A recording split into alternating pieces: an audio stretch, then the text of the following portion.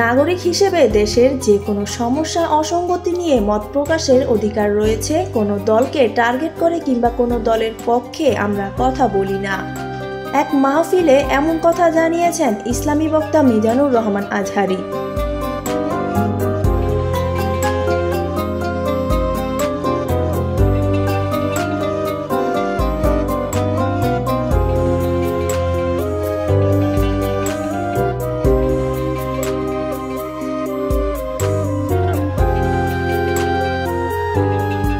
আমি বাংলাদেশের একজন সাধারণ নাগরিক। আমার দেশের যে কোনো সমস্যা অসঙ্গতি বিষয়ে মত প্রকাশের স্বাধীনতা আমার রয়েছে।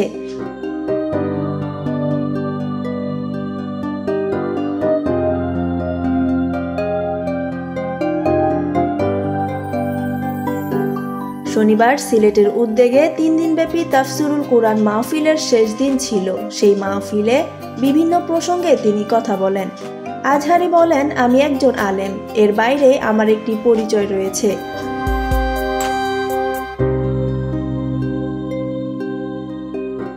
এছাড়াও রাজনীতি পরিস্থিতি নিয়ে তিনি বলেন, গতানুগতিক রাজনৈতিক চর্চা থেকে আমরা বেরিয়ে আসতে চাই।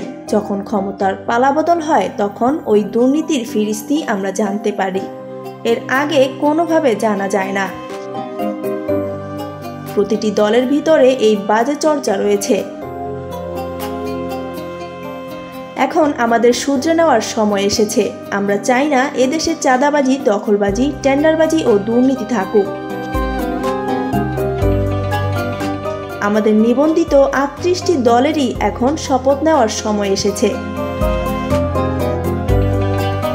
প্রসঙ্গত, সম্প্রতি অনুষ্ঠিত এক মাহফিলে আজহারী বলেছিলেন, ইসলামের আলোকে দেশ সাজাবো, কোনো জঙ্গিবাদ, সন্ত্রাস সৃষ্টি হতে দেওয়া যাবে না।